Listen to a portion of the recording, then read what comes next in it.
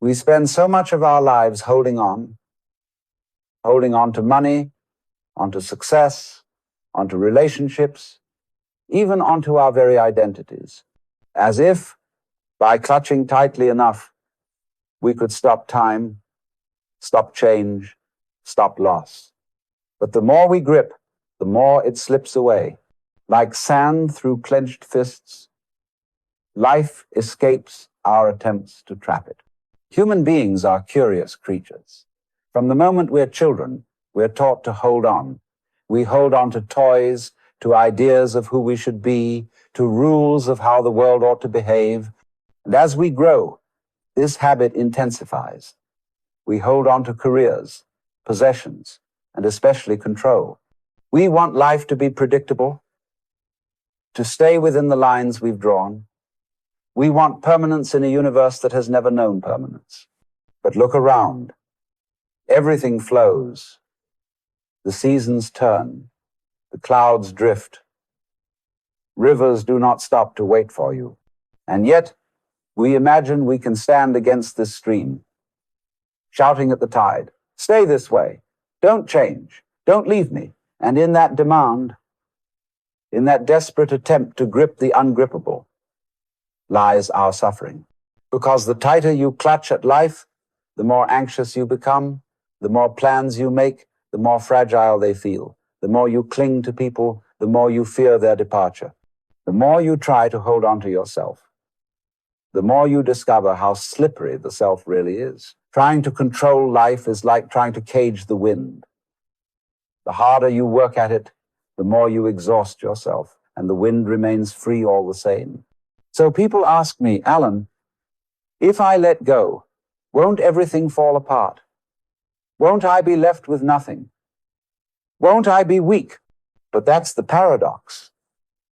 Letting go is not weakness. It is the beginning of strength.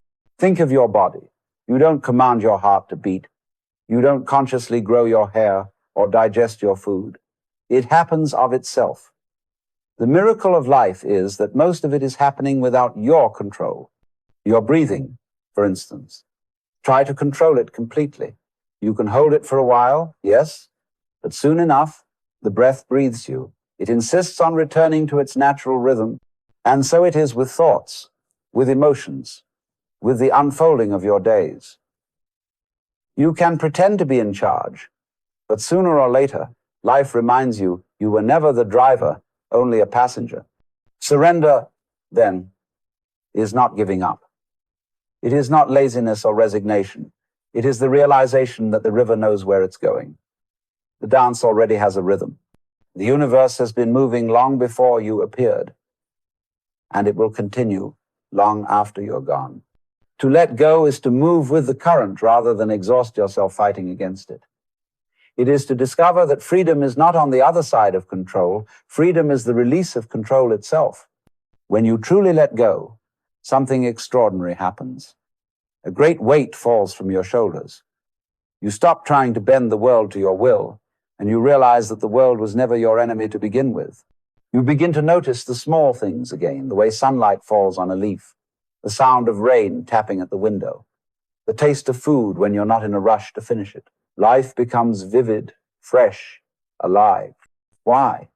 Because you are no longer distracted by the endless project of control.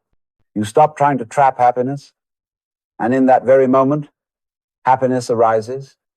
You stop clutching at people, and suddenly, love feels lighter, freer, more genuine.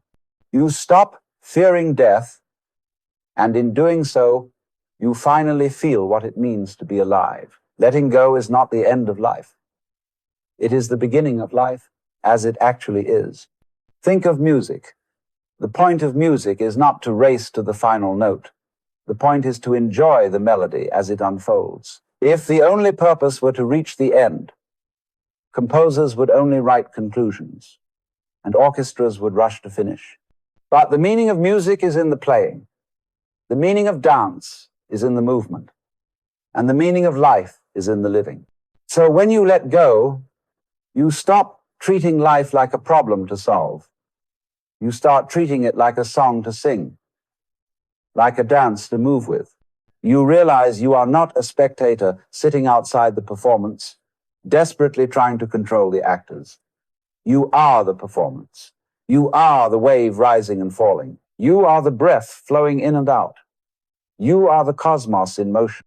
And so there is nothing left to resist, nothing left to control, nothing left to fear. Now, some may say, but if I surrender, won't I become irresponsible? Won't I lose my edge, my drive? Not at all. Letting go does not mean you stop acting. It does not mean you become passive. It means your actions no longer come from fear, from anxiety, from the illusion that everything depends on your control. Instead, your actions arise from trust, from alignment with the greater flow. You move like a surfer rides the wave, not by forcing the ocean, but by moving with its power. And that is true strength.